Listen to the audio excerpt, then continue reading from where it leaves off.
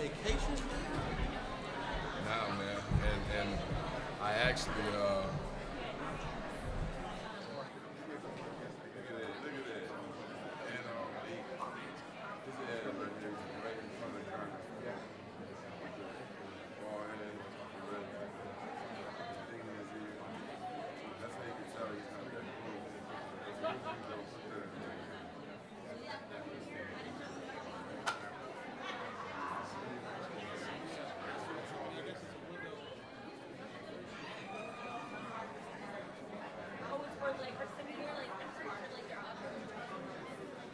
What's happening, brother?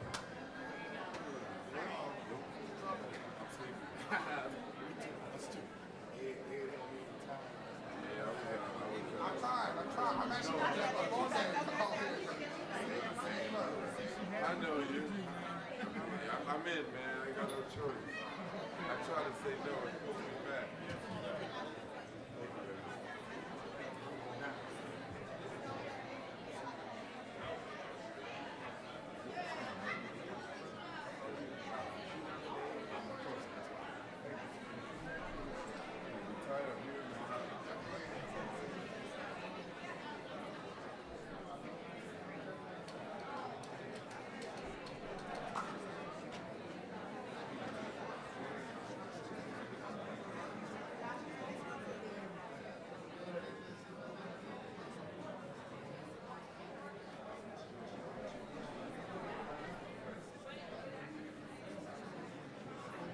Good morning, Mom. Apparently, it's something in my feet. There's no regard for my back. Yeah, she didn't do it. It's all good. She's like that person that very much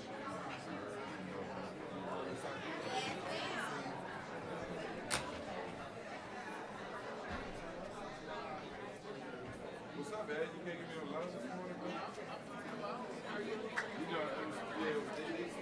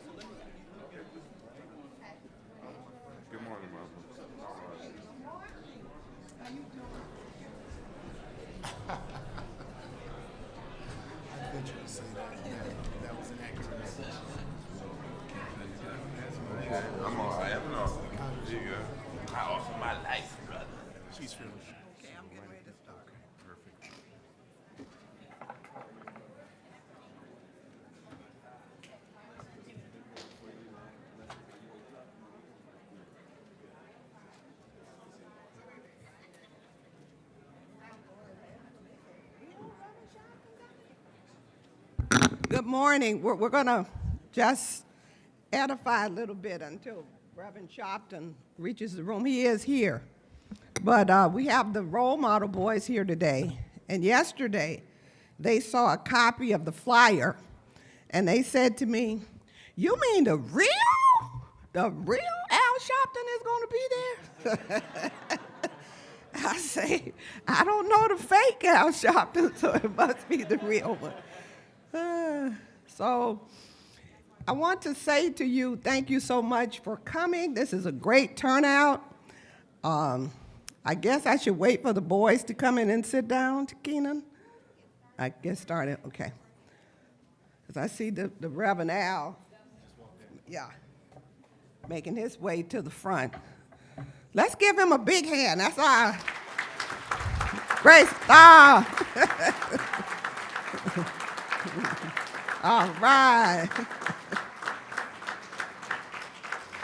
I have known this man since he was a little boy, working with him in the trenches and all over Florida, all over everywhere, going in the alleyways, looking for all kinds of injustices, and Perry, Florida, and Aurelia Wilson. And when I was elected to Congress, he came to Miami and did a consecration ceremony for me at St. Agnes Episcopal Church, and blessed me for being elected and blessed my coming endeavors here in Congress. So let me say to you, good morning.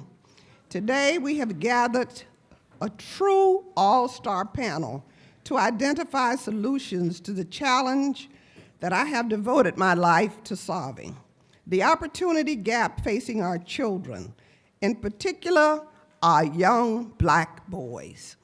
Our extraordinary panelists will be introduced by our moderator, an advocate for equality and civil rights who needs no introduction, the Reverend Al Sharpton. What an honor to have so much talent here in one room. We have the 5,000 role models of excellence, young people from Miami-Dade County.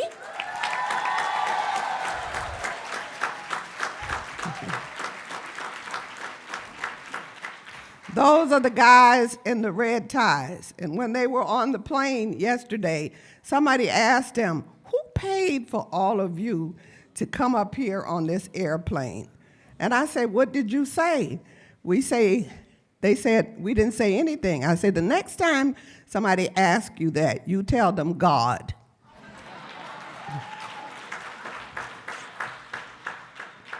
And we also have the Miami Gardens Junior Council here. Will they stand up? Where's the Miami Gardens Junior Council? Let's welcome them here today.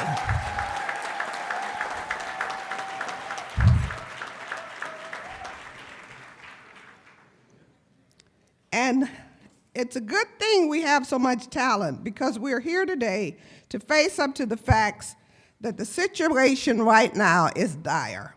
Black men and boys are an endangered species in America.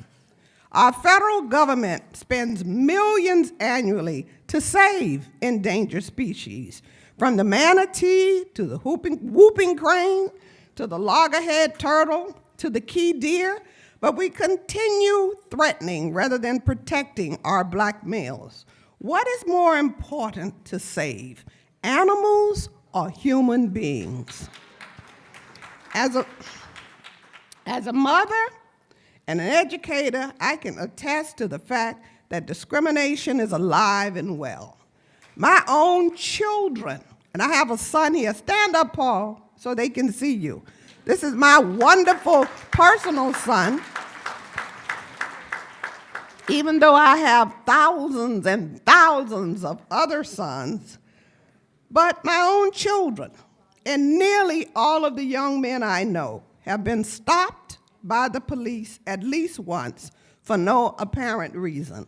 Paul has said to me so many times, "Mommy, if a police car gets behind me, I quiver, because I'm not sure what's going to happen next." So that's what we try to help our boys cope with. It is so much coping that they have to do. Young black Americans are 10 times more likely to be arrested for drug offenses than young whites, in spite of evidence showing that black kids are more likely to abuse drugs, that white kids, rather, are more likely to abuse drugs. Black Americans receive 10% longer federal sentences than whites convicted of the same offenses. Yes, we must strengthen rules against profiling and discrimination. That's why I've helped reintroduce the End Racial Profiling Act this year. But we must also attack the underlying structures that breed discrimination and devastating social pressures against black men and boys. And the best way to do that is by scaling up programs that close the opportunity gap. I don't think it's an achievement gap. There's an opportunity gap. Because if these children are given the same opportunity to succeed, the same exposure to real life, other than their backyard, front yard, their gang-ridden community, if they are taken out of that and exposed to government and to corporate America, it closes that opportunity gap.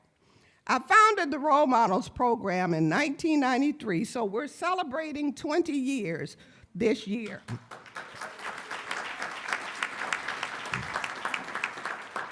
Our superintendent of schools was here yesterday moderating the Education Brain Trust, and he talked about how the Role Models Program has increased the graduation rate in Miami-Dade County public schools for black boys to 70%. That's how many graduate from high school. Well, when I founded the program, it wasn't easy. I had to fight. I had to fight the establishment. I had to fight the school board because I wanted it in school. And the reason I wanted it in school, because I know that children don't have to go to the park, to the Boys and Girls Club, or they don't have to go to the big brothers and big sisters. They don't have to go anywhere. The only place by law that they must go is school. So while they are in school, we teach them how to be men. It's almost like a college course because there's no one really to teach them how to be good men in society and how to pull their pants up and how to look good and how to respect women and how to respect their teachers and obey the law. So this is what we need everybody to be involved in. We have all of our corporations, our colleges, our universities, everyone involved in every city in this nation needs to focus on black boys. If we don't focus on black boys, we're just spinning our wheels because they're dropping out of school, and when they drop out of school, they head straight to jail. The girls used to say to me, Miss Wilson, you're always, I say, used to. Miss Wilson, you're always doing something for the boys. When are you going to start doing something for the girls? And I say to them, you may think this is for the boys, but this is for you. This is for you, because I want you to have good, strong husbands. And I want you to have good, strong fathers for your children. So I'm molding and growing a new generation of young black boys so that they can be good, strong men for you. And the girls say, Miss Wilson, keep on, and I'm going to make sure that my boyfriend is in the Role Models Program. And then we send them to college. They receive scholarship help to go to college. We've awarded more than $10 million over 20 years to send young black boys to college.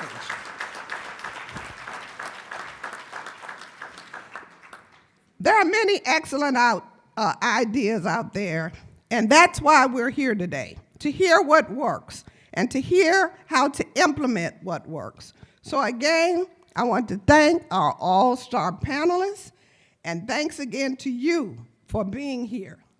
Now I would like to introduce you to our extraordinary moderator. But before that, this says, don't forget to tweet.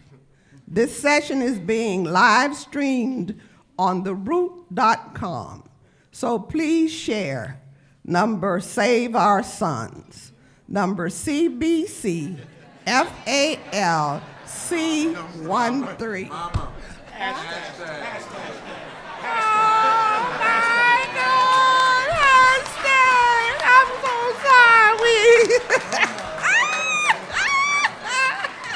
See, that's why I have all my boys to keep me up to speed. Oh my God. Where's Javaris? Okay, I want to introduce to you someone who is very, very special in my life, and I love him so much. He is just wonderful. He worked in my office as a college intern all summer long.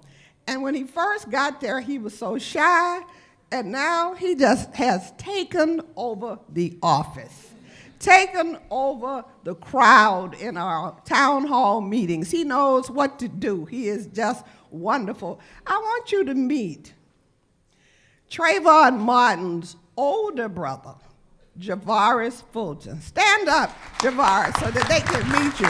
Let's stand up and give him a welcome round of applause. He's been through so much and has come out of the ashes to become such a star and such a wonderful, wonderful young man. I am so proud of him, so very proud of him, so very proud of him. And the 5,000 Role Models of Excellence gave Javaris $5,000 to help him pay off his student loans. So we're looking forward to great things from this young man. The Reverend Al Sharpton. Reverend Sharpton is the founder and president of the National Action Network, a not-for-profit civil rights organization headquartered in Harlem, New York, with over 60 chapters nationwide, including a Washington, D.C. bureau and regional offices from coast to coast. And in Miami, we have a strong chapter headed by Bishop Victor T. Curry. Raise your hand, Bishop. A strong office. As one of the nation's most renowned civil rights leaders, a March 2013 Zogby poll said 1 out of every 4 African Americans say that Reverend Sharpton is the person that speaks most for them. Reverend Sharpton polled higher than any other civil rights or political leader in this public opinion survey.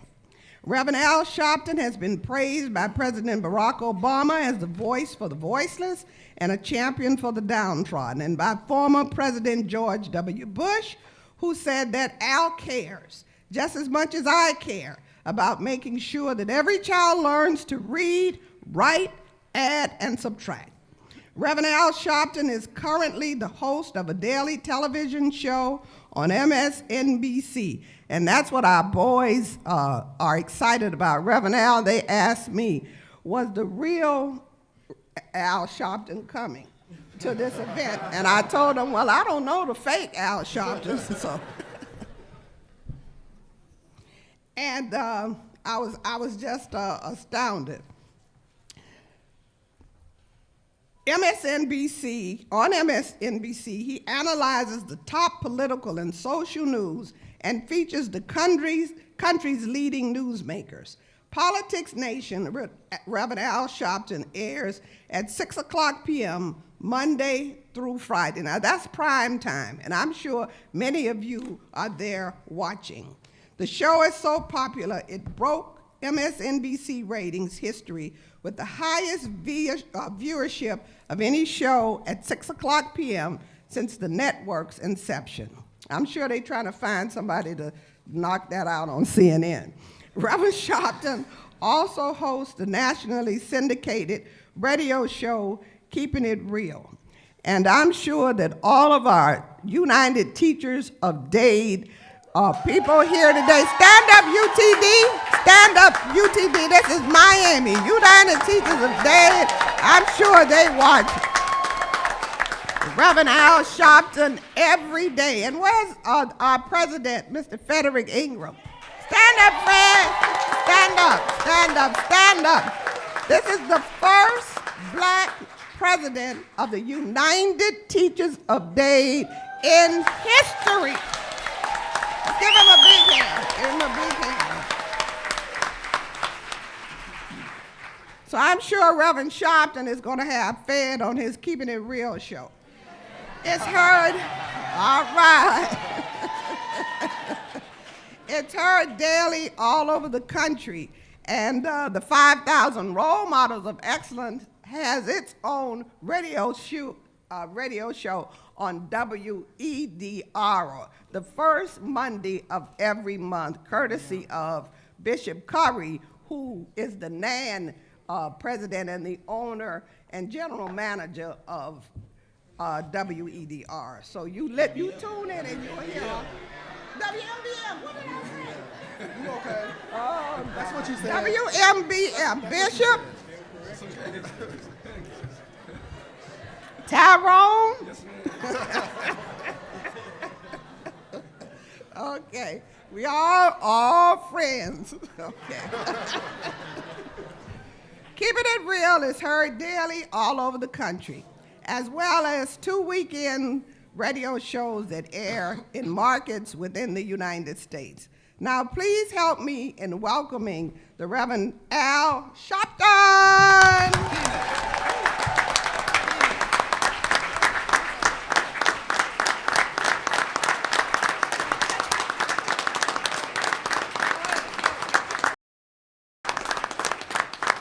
Thank you very much. First of all, let me say I'm very honored and happy to be here. And certainly the issues that we are discussing about black young men is probably the most important discussion that we could have at this time. So I'm very honored and happy to be here to moderate part of this discussion, in no small measure because we're called by a real hero and gladiator in our community. She's the congresswoman from Southern Florida, but she is a representative for all of us nationwide, and that's our Queen, Frederica Wilson.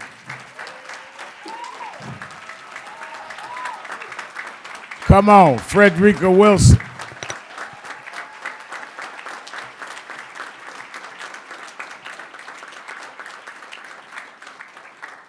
And as she said, she and I have been in the trenches together now for decades, from Perry, Florida to Sanford, Florida.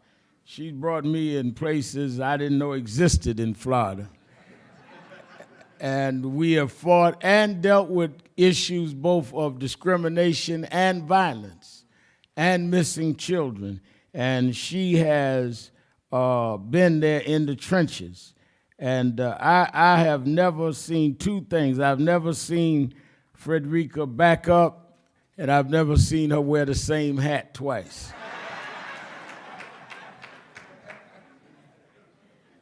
We have a hard-hitting panel, so I'm going to get right into it with our heavy hitters. I do want to acknowledge, she mentioned National Action Network, our National Field Director, Lamont Bland, is with us, and my boss is with me, my daughter, my oldest daughter, Dominique Sharpton. I have to mention her.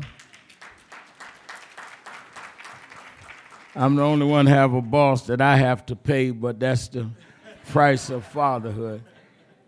And my main man, who she's already acknowledged, Javaris, who has tried to get me to comb my hair to get waves like his, but it just don't work. Let me bring first, though, before I introduce the panel, a man that I've grown to love and respect. You work in the trenches with a lot of people, a lot of families, but sometimes the more you get to know them, the less you want to know them. And the opposite is true. The more that I've gotten to know him, the more I've grown to love and respect him. He's truly a man who is sincere and a man who I feel has because of his countenance and because of the way he has stood with dignity, has brought an immeasurable advancement to making this country a better place, and has turned the tragedy of what has happened to him into a symbol of what we can do. I've seen him from marching to seeing him in the White House with the president, and he has the same bearing of dignity and single focus of purpose. And I want to introduce him to have a few words before we start. The father of Trayvon Martin, Tracy Martin.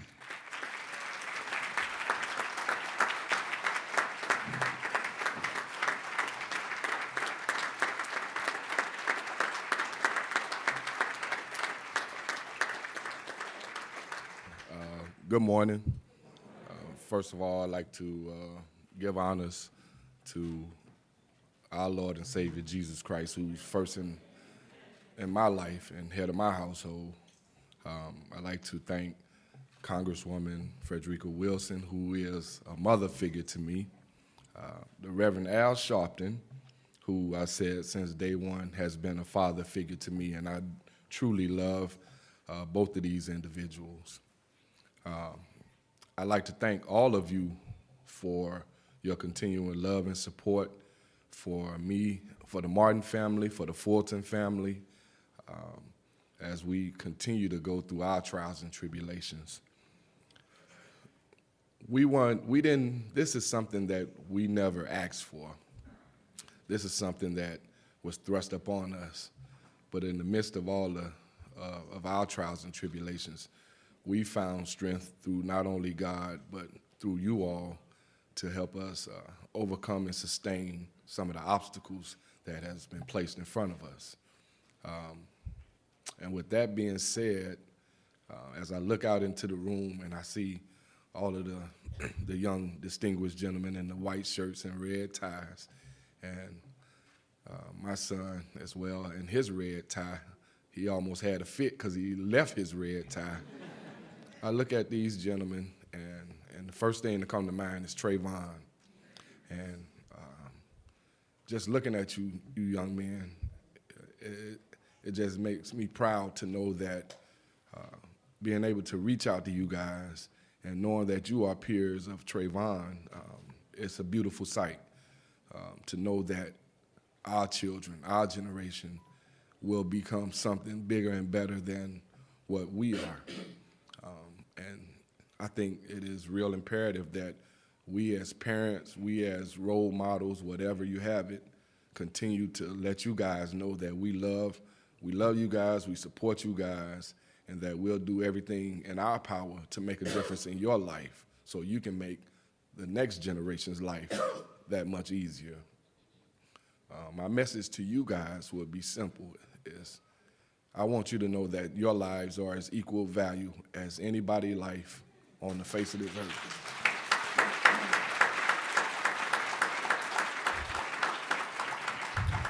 Once again, I'd just like to thank you all for all the love and continuous support. Continue to pray for us as we continue to pray for you all as we work together to make this nation a better nation for all of our children. Thank you. Tracy Martin, give him a hand.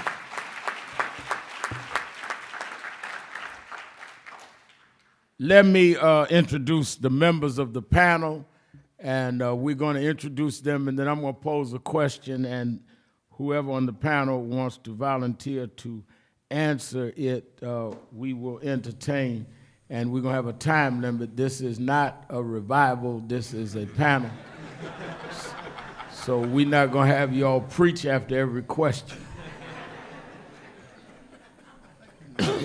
First, we have the Southeast Regional Director of National Action Network and the pastor of New Birth Baptist Church in Miami. If you land at Miami International Airport and want to go to New Birth, all you have to do is tell the cab driver, bring me to the bishop. You don't even need a last name. Everybody in Southern Florida know who you're talking about, Bishop Victor Tyrone Curry.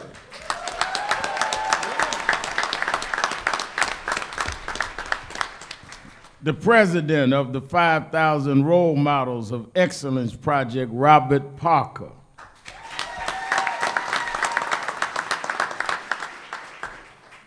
The Hollywood icon and producer, Paul Wilson. Before we bring to Paul, the Hollywood icon and producer and extraordinary artist, Robert Townsend.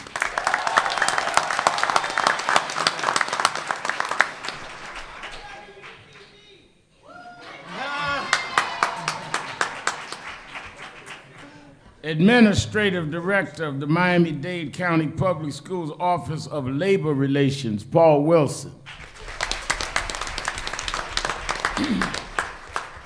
Award-winning actor, humanitarian, and activist. And let me tell you something, few years back, I did a walk-on, or whatever you call it, on New York Undercover. And I never forget, you get your little ego out of whack. And I walked outside. We did it at a church. And I walked outside, Bishop, and a young lady said to me, I really, really want to get a Sex Symbols autograph. And I took out my pen. She said, can you get Malik to come over here?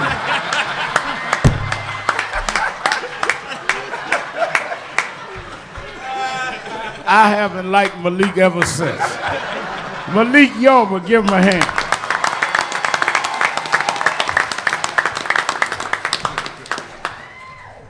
Founder of Value Partnerships and columnist for the Daily Beast, and he headed the Faith Initiative for President Barack Obama and really did an excellent job. Joshua Du Bois.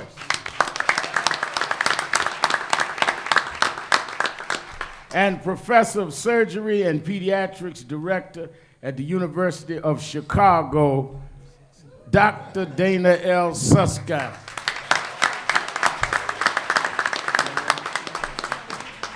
We're also joined by David Johns. Give David Johns, Executive Director of the White House Initiative. He's the Executive Director of the White House Initiative on Educational Excellence for African Americans, appointed by President Obama. And he and I represent the two extremes of black hairdos in black men.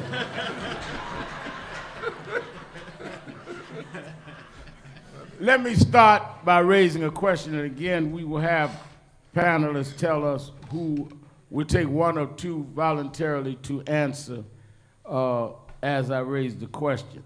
First question, if you were the President of the United States, and if you had a supportive Congress, which means you're gonna need an imagination for this question. If you were president with a supportive Congress, what would you ideally do to close the opportunity gap for black young men and boys?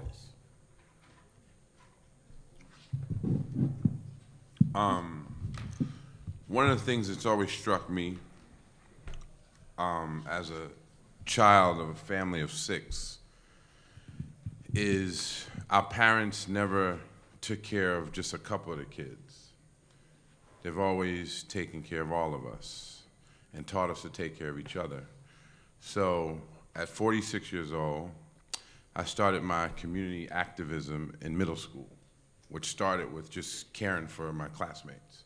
And I was one of those kids that people came up to and asked advice. And somehow I had this innate sense of wisdom. Maybe I got some of it from my parents. And my father had me at 40, so he was a bit older, at the time. And so I was driven by the sound of children playing in a schoolyard. When I'd walk by any schoolyard anywhere in the world, I always felt inspired by the sound of child play and thought, what can I do to improve the lives of these children that I didn't know? And so from my perspective, particularly working in media now and understanding the power of media, one of the things that I have always been struck by is the lack of marketing of the idea that we truly care for everyone.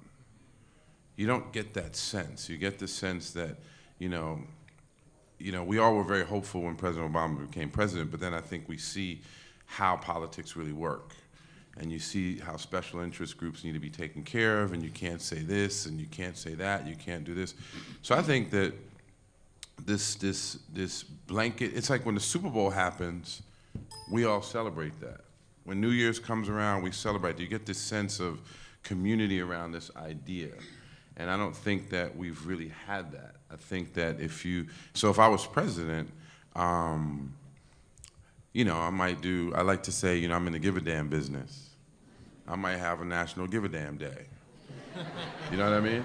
And I think that there's, you know, as a kid growing up riding the subways in New York, I used to wonder, why aren't there signs that say, turn to your neighbor and say good morning? Or here's how you say hello in different languages. And so these messages, and not just the words, but the action and the sort of strategy to follow up with, how do you, on a daily basis, care for each other?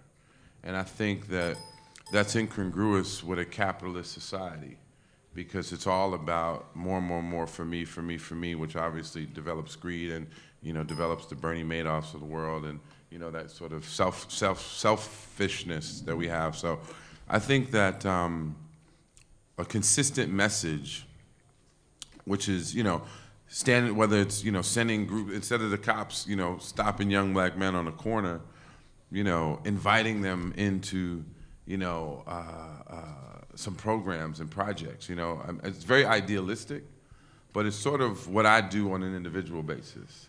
You know what I mean? Any opportunity, like I was walking in Bed-Stuy, Brooklyn recently, and I saw a young man, his pants were sagging off his backside. So I was like, yo, dude, you dropped something. And he turned around and he starts looking. I said, pull your pants up, man. Oh, my bad, on his way to school. You know what I mean? So little things like that, that if we could do on a consistent basis, small, but I think meaningful. All right. Anyone else on that question? Yeah, I want to jump in and add to that. Anybody who knows me knows how I'm going to answer this question first. It's real simple. We teach the babies. And we start at birth. Early childhood education is extremely important, and far too often, Black and Latino students do not have access to high-quality early learning opportunities. The president has already offered a bill, preschool for all, and if we had a different Congress, we'd be having a different conversation. So we start with the babies. The second thing I do is make sure that everyone is covered and insured and has access to quality health care. You guys can all help ensure that that happens on October 1st by making sure that everybody you know is covered, period. We can't have conversations about closing opportunity gaps unless we talk about ensuring that everybody is healthy. The third thing I do is do what Bill Cosby has often talked about, and is make sure that every caring adult puts their bodies on young people, right? For every one of these young men who are sitting here in these red ties, there are 2 or 3 brothers who do not have a caring and committed adult who will do anything possible to make sure that they can achieve their dreams. At the White House Initiative on Educational Excellence for African Americans, and it's a long title, but I say it every chance I get, we are working to try and recruit 10,000 more brothers to stand in front of these young men to help them achieve their dreams. So those are 3 things that each of us can do. Make sure that everybody has access to high quality early childhood education. Make sure that everybody is covered and has access to quality health care. And the third thing is ensure that everybody has somebody who will support them no matter what it is that they're trying to do. All right.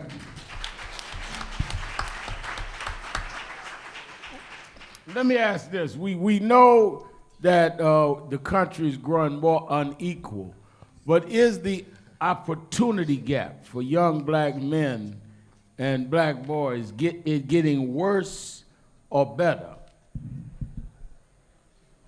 So can we rephrase the question? Because when we come into these spaces, we often talk about what's wrong. And we often tell stories about what the problems are that black men and boys face. So let's be clear, we have problems. But let's talk about opportunities to close these gaps. We're going to get to that, but we first need to identify the problem. You can't solve a problem that you haven't identified. But we know that already.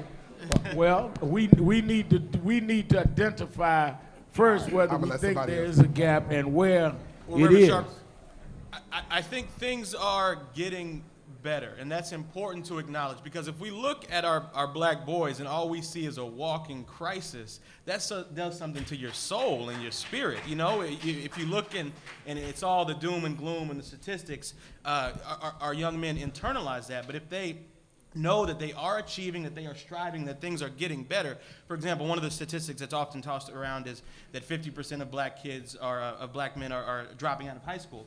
But that's actually not correct. 50%, 47% aren't graduating with their cohort. But if you look at those that are graduating a little bit later or that then go on to get their GED, we're actually at 80% are completing their secondary education. That's success. That is forward progress. That is momentum. That doesn't mean we don't have more work to do, but we can't look at these men and keep telling them, oh, you a crisis and you a crisis. No, you are walking hope. And if we just give you a little bit more boost, we can actually get to where we need to get to in a very real and practical way. So I think things are getting better, but there's more work we have to do. All right. Anyone else on that question? Bishop? It might be interesting to hear from them. These Well, guys- wait a minute, I'm going to do that, but I won't. Well, one of the issues that I think Now you see why they had me moderated.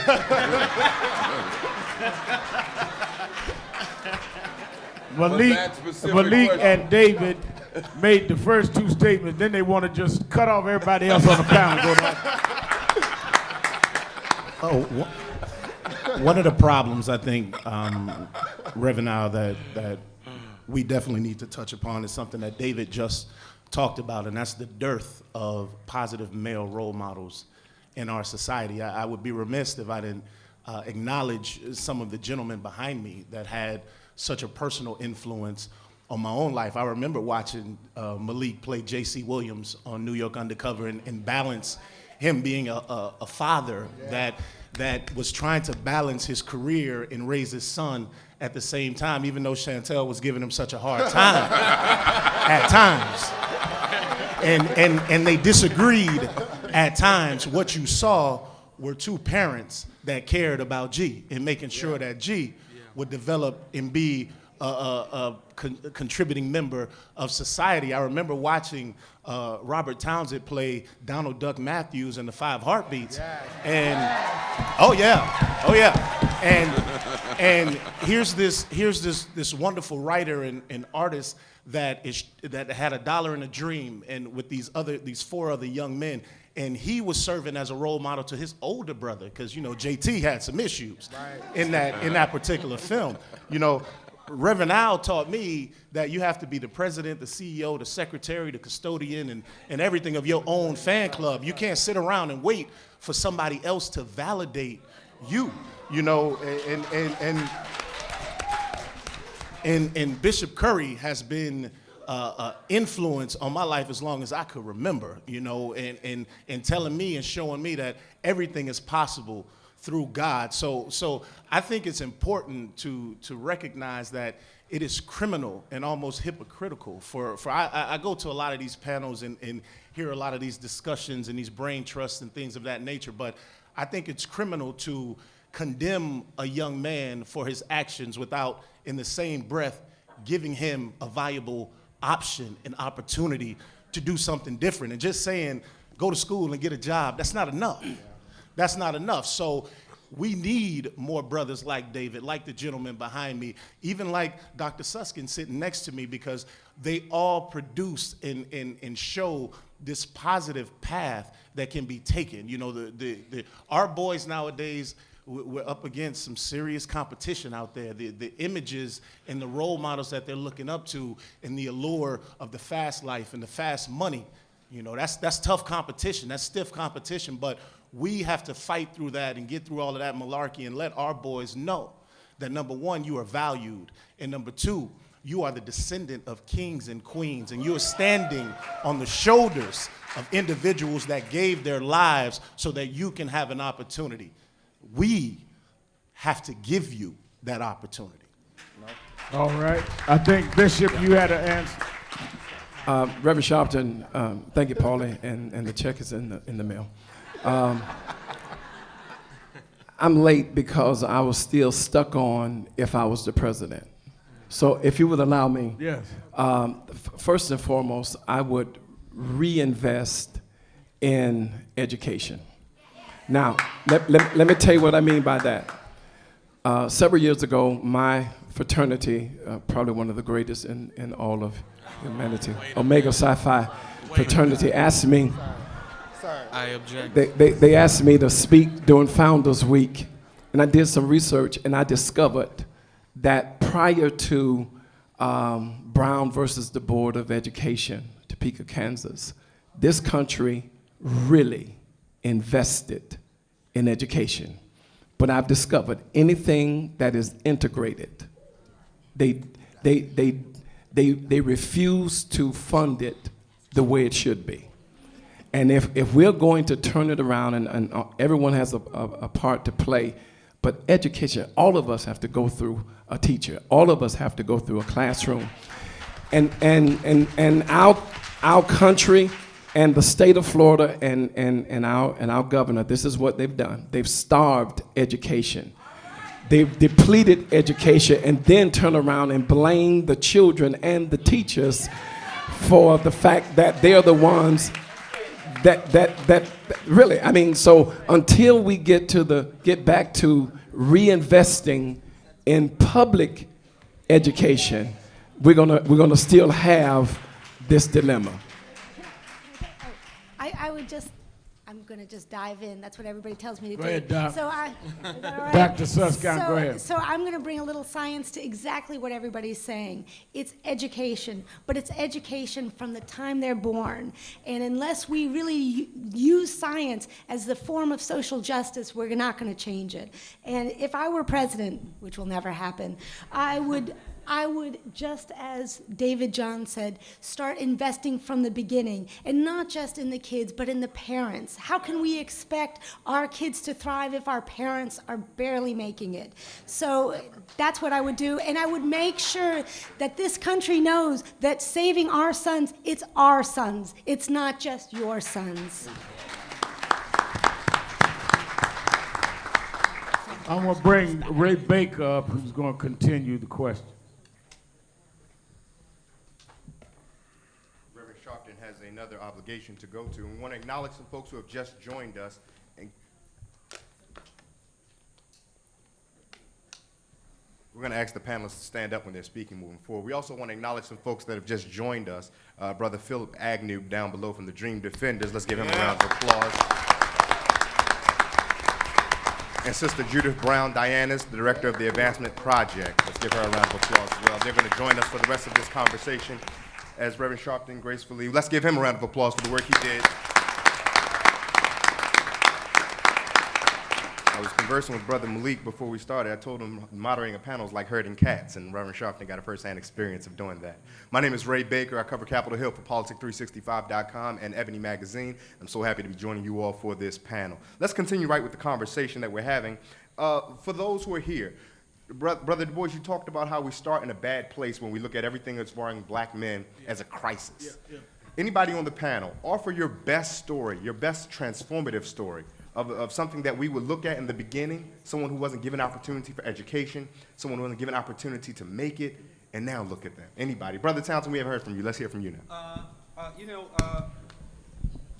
I was blessed to be a part of something really special in Miami, and so I'd like to show a clip, and I want to, give a shout out to Commissioner Michelle Spence-Jones, because she had the vision to create this special, unique program. I'm going to be showing my movie today at 1:30, but I want to show you a clip of the documentary, and my partners, the teachers, the United Teachers of Miami-Dade, who made this happen. My partners from Jamba Juice, Representatives Cynthia Stafford. This is something that we did because sometimes we talk a lot about what we can do, and this is a commissioner's vision, and this is how we changed Overtown with one little project with all the help of the community, our partners. Can we show the clip right now? I want to show this real quick. And this is a documentary. Does somebody have the lights when she has it up?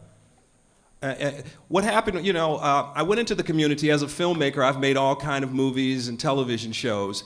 And Commissioner came to me and said, Robert, can we teach these kids about movies and give them something? Because the kids love movies, they love television, they love, rap. So how do we do something different? And so we created this special program that we want to do all across the country. Do we have it up?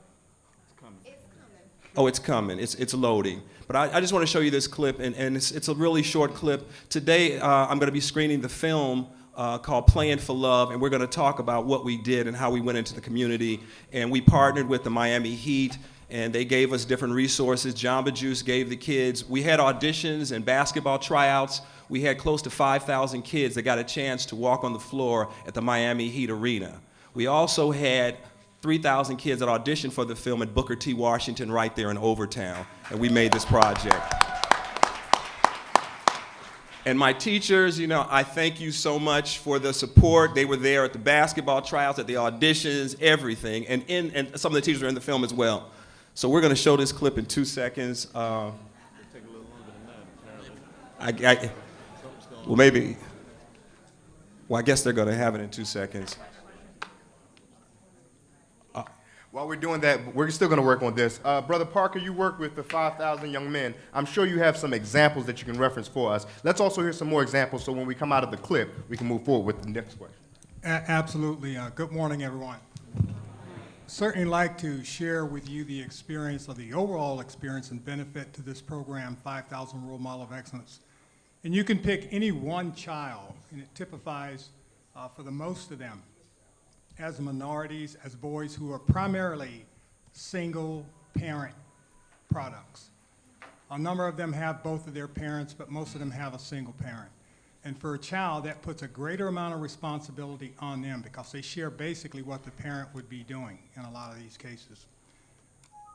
The Senator's nexus to this entire program is about taking boys out of the grasp of what society will typically produce for them. And disproportionately for minorities and for black kids. And that is, we have a system, it's education at school, and it's designed to run you through that process, preschool through high school, or out of high school. And anywhere along the way, you could be ejected out of that process by virtue of suspension, expulsion. Our program is designed to put our arms around, intervene in the process, and keep the kid in the school. Do not allow them to be expelled or taken out of the school. That's what this program is about. Now, I'll just take one example as one child, and I don't think that this kid would mind, and I'll have to say that he was not a member of 5,000 Role Model of Excellence, but he was a product of what most of the kids in this country are. They're a little bit misunderstood. They're quite disadvantaged. The education system for them is unequal, and it's unequal for a number of reasons, but we have studies and facts that show that they're unequal in terms of graduation rates, in terms of discipline rates, things of that nature. But this one kid, and I'll even name him, his name is Jakari Lewis, and we followed him from the top of middle school through high school. He happened to be a good friend of my youngest son. But what was missing in his life was the nurturing and the close focus and attention of parents. So we had someone stand in, and I'll ask that person who's here today, stand up and turn around and be acknowledged. And that's my wife, Veronica. Stand up, Ronnie, and turn around, please. Now, this program is really about mentoring by men to boys. But I want to just, in behalf of all men, say this because it's true. This program, in this world, in the words of James Brown, would not be nothing without a woman or a girl. That is the truth to the matter. So in mentoring, she mentored this kid more so than I did from 9th grade through senior high school graduation. And when he graduated with a high GPA and had no plans of going to college. And she took him, along with our youngest son, no prior agreements from the college, nothing, and begged her way to get this kid into college. And she did that. And he just graduated amongst the top 10 percentile of his class. And he went on to, he's now just been employed by about 6 months in Memphis, Tennessee with GAP Paper. It's a paper company, but international paper. And that just cites one example of personal hands-on, personal mentoring, of which this program is designed to do, but not on an individual scale, but on a large scale. For this year, we have roughly 6,000 kids that are being mentored by this program. And you see the men, you see the adult mentors on the wall here, but I'm telling you, it's not effective at all without you ladies. So That's a thank you. great story. That is a great story, and it's an important way, as we're having this conversation about men and boys, to make sure that we include the women in the conversation. I'm glad you provided that for us, because from that I want to move on to our next question that asks, now that we know that there are models for inspiration, with the unfortunate incidents surrounding Brother Trayvon Martin, do we think that the impact of that will be regressive? And I'm going to direct that to our brother Philip down below, and again to our panelists down below. Please stand for us so those behind us can make sure they can see. With the impact of knowing there are models of success, Brother Philip, with such unfortunate incidents as what happened with Brother Trayvon and what we recently saw what happened in Charlotte, are those models that we can be inspired by? How can we take those models and keep pushing forward to fight as opposed to being hurt and moving regressively in that spirit? Good afternoon. Good afternoon. Okay, so I apologize for being late. I respect you all's time. Listen, so we've had black men dying in our communities since we had communities, right? And so I think the only way, so to answer your question directly, I think we will have progress. And the reason being these people in this room, if you'll answer the charge. I was talking in the other panel, I for one am sick of having to throw the counter punch, right? I'm sick of being the one to get hit in the chin, as our community is, and then having to reel back and throw a counter punch.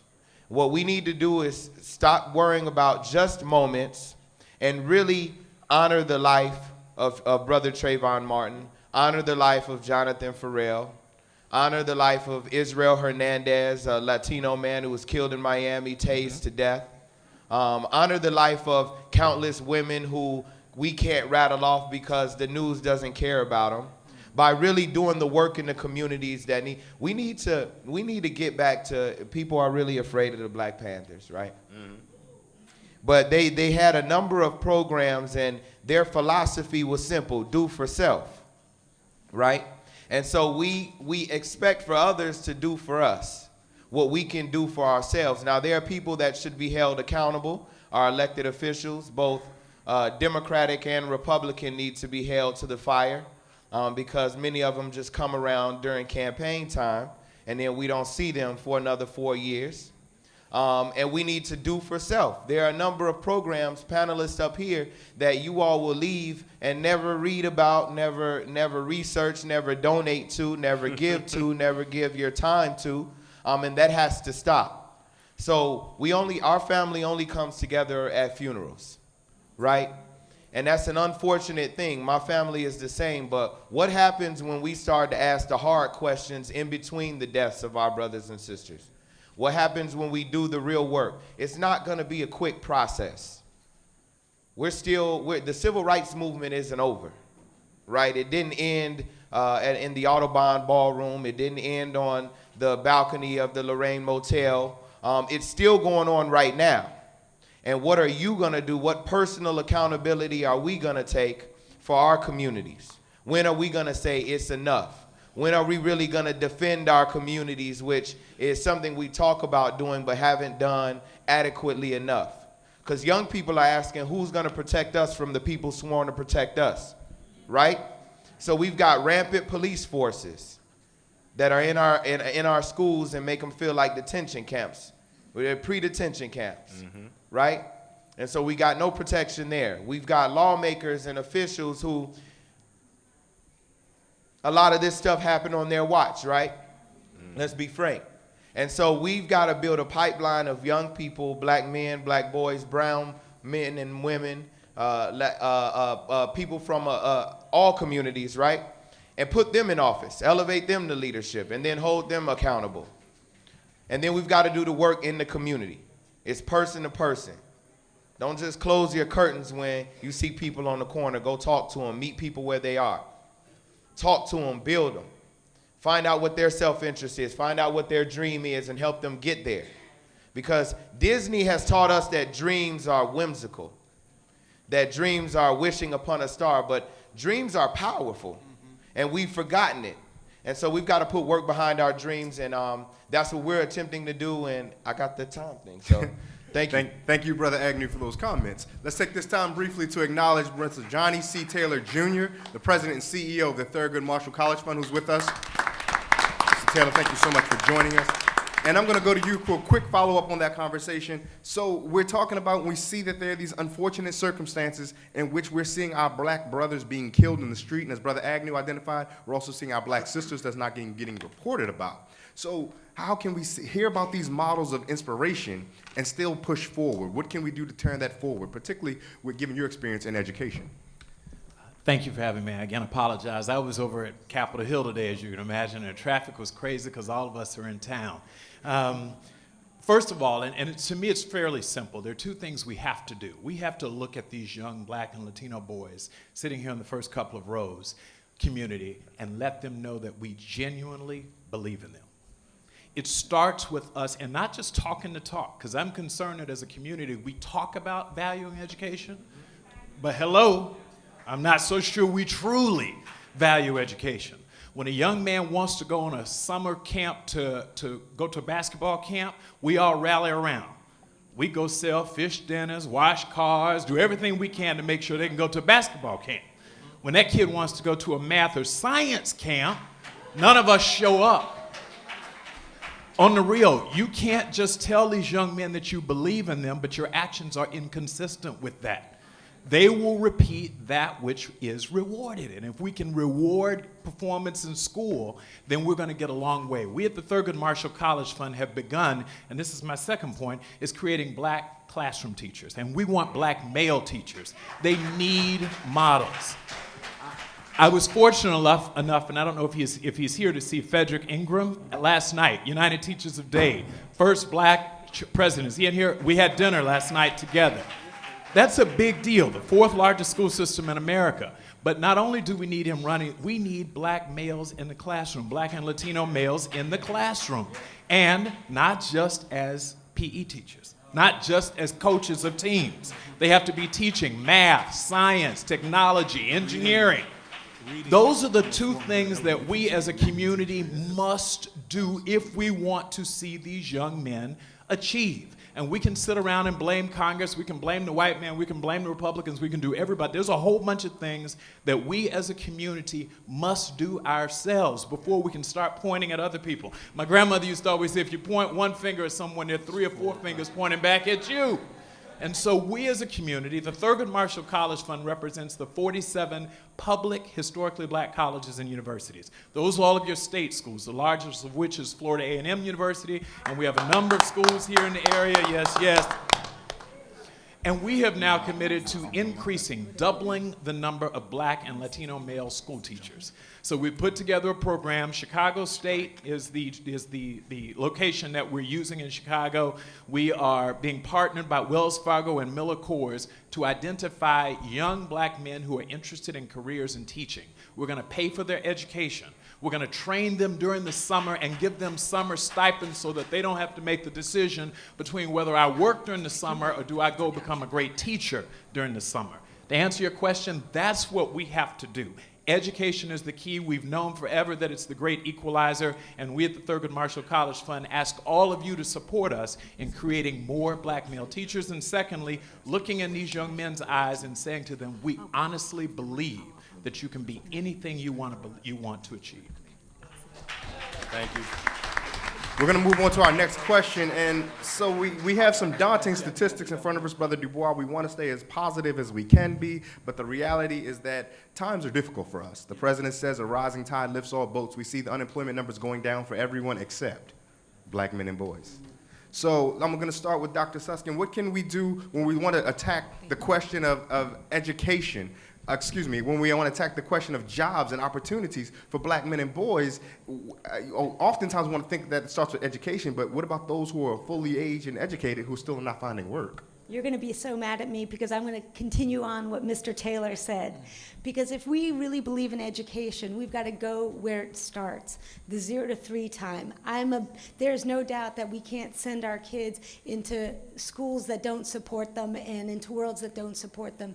But going back to the science, and I know it is not sexy, but that science shows that 0 to 3 time is when 85% of our boys and our kids' brains are developing. And do you know what grows their babies' brains? I want to hear. It's talk. It's the language input from our families, from our communities. And you know what? That's one thing that we can all do, is talk. I can talk a lot. And the truth is that if we understand the science, right, that something as simple as interacting with our kid and using less directives, instead of saying, sit down, put your shoes on, and saying, hey, what do you think we need to do next? And the little boy says, put on their shoes, and it's an interaction. You're not going to believe this, but that is the key to getting them school ready. You know what? As Congresswoman Frederica Wilson said, you know, it's not an achievement gap, it's an opportunity gap, and it is so true. These kids have all the potential in the world, and if we really believe in this and believe in the education, we've got to focus on 0 to 3, and talk is everything, something that we can all do. And I want everybody in this room to know the importance of talk. That's it. Sister Diana, she tells us immediately that 0 to 3 is that prime area. And 3-year-olds, if we get, as Brother John said, the president's trying to do preschool for all, that's going to lead us to school. But some are seeing a school to prison pipeline. So what good is it if we're kind of grooming them at 0 to 3 to turn them over to school that's going to prepare the school system that's going to prepare them for prison? Sure, thank you. So I have to tell you a short story.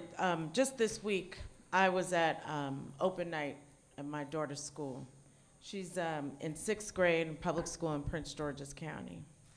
And a teacher was telling us how important education is and how she wants all of these students to go on to college or to a good job and career. And she started down this line of, you know, they can either come here or they can drop out. She said there's going to be 3 ways you leave school. Either you're going to drop out, you're going to graduate, or you're going to graduate with a real diploma, or you're going to get a certificate that just says you finished. And then she said, so I want them to be here to learn so that they can either build my house or they will be breaking into my house. And she went through several of those kinds of comparisons with black children and black parents having to listen to that. So I want to say this was an African American teacher. And so we need to do some internal thinking about not only how white folks perceive us, but how we perceive us. And so that we can start to break out of this kind of idea that our children are less. And until we do that, we're going to continue to put our children in the school to prison pipeline. We see in Florida, there are over 17,000 school-based arrests. It used to be 29,000. When Advancement Project and the NAACP of Florida started doing work, there was 29,000. We've gotten those school-based arrests down to 17,000. But I want you to know that of the 17,000, these are school-based arrests every year. That of those, 35% of them are black males, when black males only represent 12% of the school population. You need to also understand that we're not talking about things that are about safety. 69% of those arrests are for misdemeanors, most of them for disorderly conduct and disrupting a school function, whatever that means. So when we send our children to school, black children are, I'd say that there are George Zimmermans in our classrooms and in our school hallways who think that our children are suspicious, who think that they're threatening, who are scared of them, who say that black girls have attitude, that they're insubordinate, that they're disrespectful, that black boys are just threatening and scary. I've been in focus groups behind the window so that they couldn't see me, where I've seen white teachers say, they're big, they're scary. And so when we internalize this, and I'm not saying that these people are just straight up racist, but when we have implicit bias in the people that we leave our children with from 9 a.m. to 3 p.m. every day of the week, what are we doing to our babies? And so I think that part of what we have to do, because I want to talk about solutions, because I can go on and tell you, give y'all some depressing stuff, but I want to talk about solutions. Part of what we've been doing is working with school systems, but also having young people at the table doing the reform themselves, because young people need to speak truth to power. Young people need to be telling people, this is how it feels to walk into a school that has a metal detector every day. Why are you treating me like I'm a criminal? Why are you treating me like I'm in the airport? I'm a kid trying to go to school, get an education.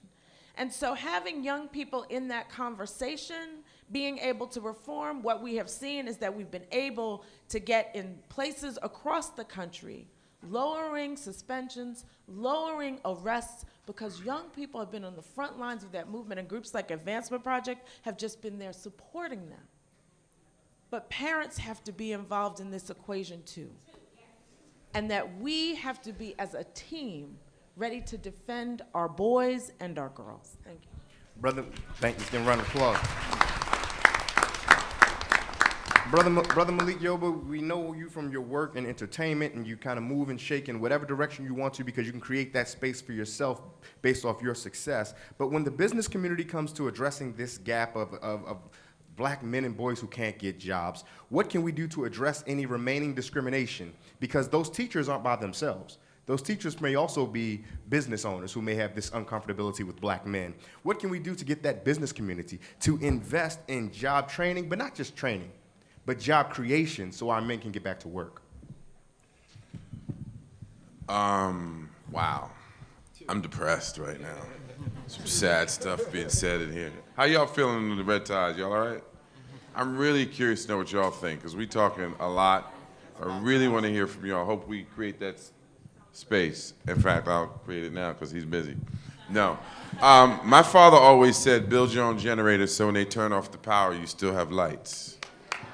That was good. Say that one more time for the folks tweeting. Tweet that So, for us. in fact, you see the role model, number sign. no, As Congressman Wilson said. do y'all have your cell phones with y'all? Y'all got your phones? You got your phones with you? Tweet this to yourself or text it to yourself. Build your own generator so when they turn off the power, you still have lights. That's something that my father said to me. He said that all our life. So I've actually been working since I was 8 years old. I've never been unemployed. And so the reason, y'all, hold on, fellas, y'all sharing the words? Because this is for you. This is for no one else but the guys in the red ties and the white shirts. Because this conversation and this day is really about supporting you, right?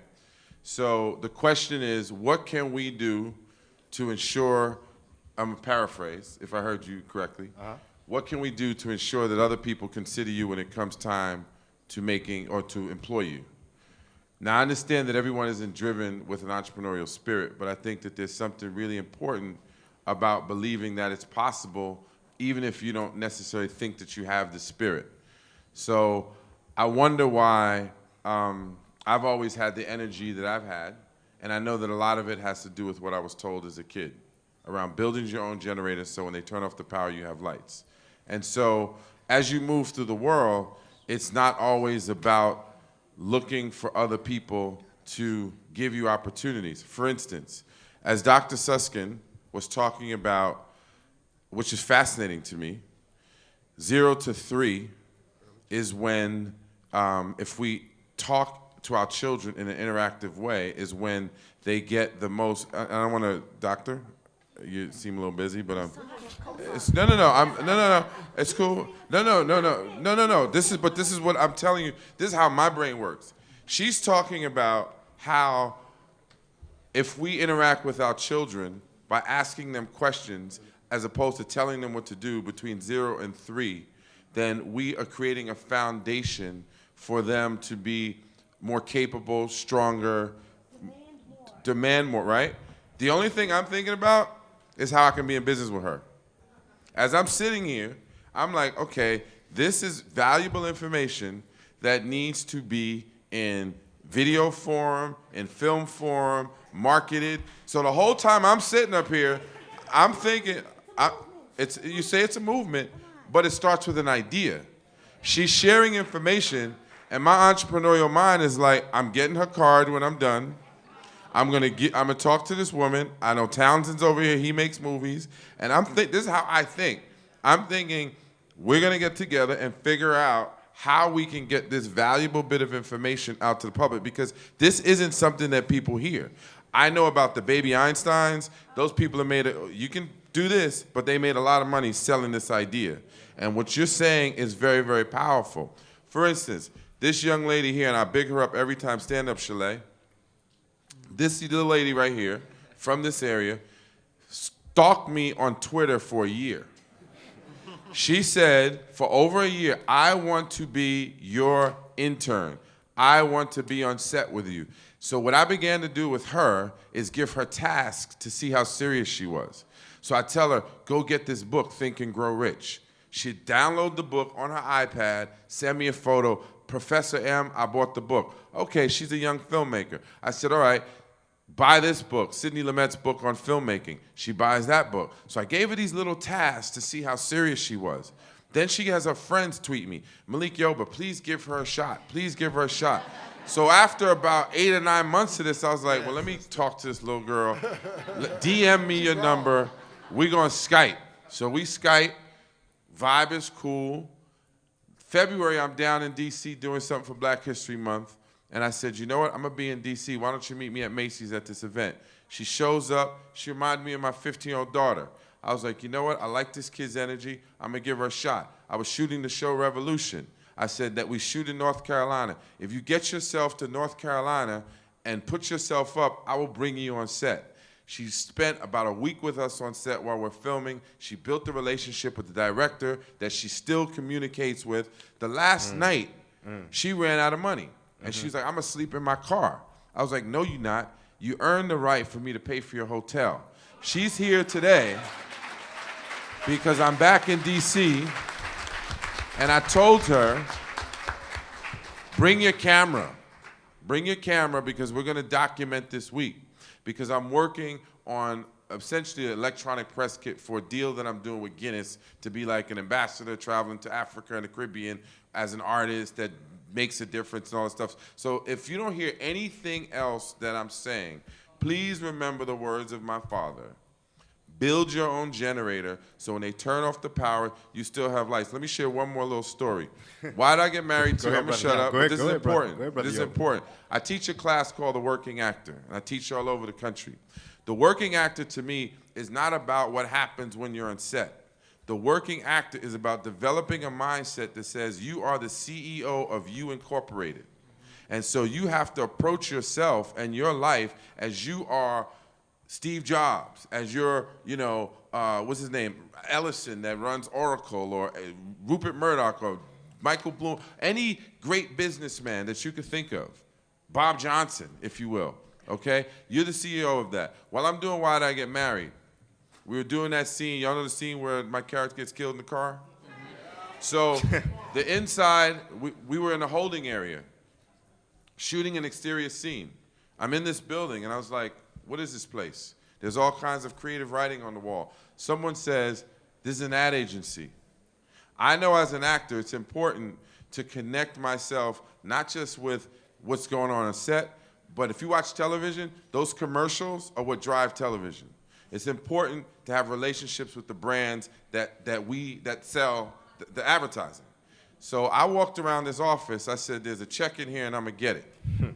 And people were like, yo, we're about to film. I said, when Tyler's ready, y'all call me. I traveled around this office. I looked into a conference room. There was a meeting going on. The people in the meeting were in fan mode. They were like, Malik Yoba, come in, come in. I sit in the meeting, and I contributed to it. They were marketing to black women 25 to 55, trying to sell Glory Foods. And I began to talk to them about the buying habits and what's called psychographic information of this particular demographic. They said to me, Malik, how long are you in town for? I said, I'm here for another couple of weeks. Let's have a meeting. That was 5 years ago. I still have a relationship with the people from that ad agency, and I'm still doing marketing for them. So for me, the working actor isn't just about being on television, but it's about taking every single opportunity. Like right now, there are 500 business opportunities or opportunities for education in this room right now, but it's really about seizing the moment and recognizing that every moment that you're alive is an opportunity not to ask somebody else for something, but to take your rightful place and make it happen for yourself. So the lesson that we can glean from that particularly is about how to do for self, and that's been a community ethos for some time for African Americans. But in order to do for self, Paul Wilson, we need education. And in order to get that education, we have to wonder what's failing our young people. Is it one of those things where it's underfunding? That's an easy horse to beat. Or is it one of those things where we're overemphasizing standardized tests? I mean, there are tons of things that, yes, and the teachers are going to say yes. And or this is a favorite of some conservatives, parents aren't involved. So the question then becomes, where can we go for solutions to provide the education that will have that person ready to seize the opportunities that Brother Yoba talked about? I think that's the million-dollar question. You know, I started my career as an elementary school teacher, and I taught reading, and I moved on to serve as an elementary school administrator and high school administrator, and one of the things that I saw from the trenches, because a lot of these people that make these decisions don't know how these decisions affect the people in the trenches. And right now, it's about 80 people in this room that work in the trenches every single day. So they can relate to what I'm talking about right now, because I've been where they are. I served my time, and I've done my tour of duty in the trenches. And part of the problem is we've turned education, at least in Florida, we are one of 2 states that grade our schools. But what they fail to tell you is what that does to the surrounding community of the school. When you Google a school in Florida, and the first thing that pops up is that the local elementary school is graded an F. What message does that send about the rest of the community and the people that see that school as the cornerstone of the community? We know that church and school, they're the cornerstones of the community. Those are the 2 only safe rest havens that our young people still have nowadays. So standardized testing, high stakes testing, this emphasis on it, I don't think it's a matter of underfunding. I think it's a matter of spending the money in the wrong places. We no longer, gone are the days when we actually educated the whole child. Now it's reading and math, and I think no one in this room would argue that life is about more than just reading and math. And at 3rd grade, if I fail this reading test and I'm retained, that they take that information and they build a prison bed for me. I think that's a problem. That is a serious problem, and the teachers in the audience are working diligently every single day to reverse that trend and change that perception. But they can't do it alone, because it's individuals that sit high on these perches and they gesticulate and they articulate themselves and they say, oh, well, the public school system is dismal.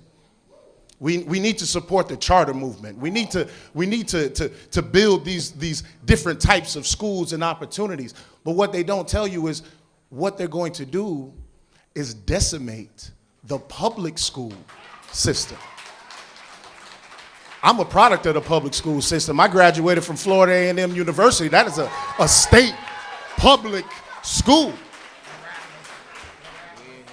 And depending on who you ask, I think I turned out pretty well. So I don't think that the problem is underfunding or bad teachers or lack of parents' involvement. A lot of the parents, when I was an elementary school administrator, wouldn't come to the school because they felt intimidated, because their own educational level wasn't where they would have liked it to be.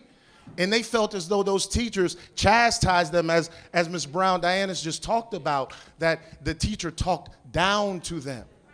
and was condescending to them and almost implying that they were not doing enough. And in some instances, that may be true. But it's a collaborative effort.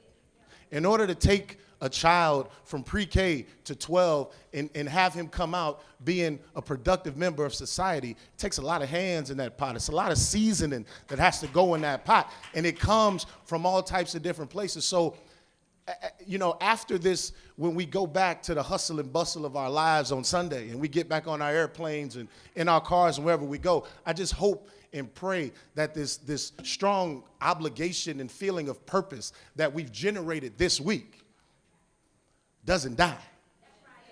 You know, when I salute Philip because, you know, during the Trayvon Martin situation, he took over the Florida State Capitol. See, he doesn't talk about it. He doesn't say what he did, but he took over the Capitol. And after about a week, everybody was saying, oh, don't worry about it. They'll be gone. Oh, don't worry about it. We're gonna stop the food from coming into the Capitol, so they're gonna be hungry.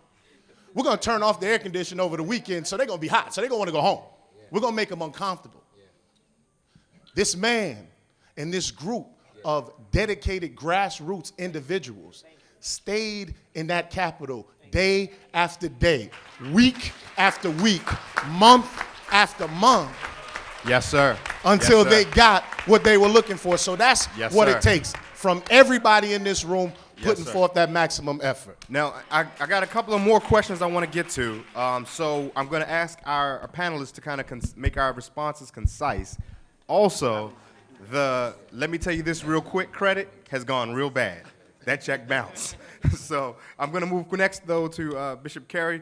I understand that you have firsthand experience with education in Florida, and I apologize for asking you to tackle a broad topic in a quick manner, but if you could do so for us, we would like to hear your thoughts on that. Well, to piggyback on what Paul said, number one, the system is broken when you have a system that the teachers cannot teach or they're only teaching towards a test. That in and of itself is discouraging both to the teachers as well as, I used to be a classroom teacher, and I know that part of what I do and did, and even my title is pastor teacher.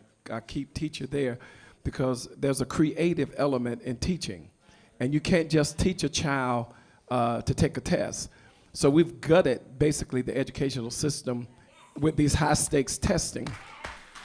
I work with Congresswoman Wilson, and this is what got me, and I shared this on radio this past week, that when FCAT first came out, there was a young girl, honor student, passed all of her tests. She just did not pass the FCAT, and they tried to retain her.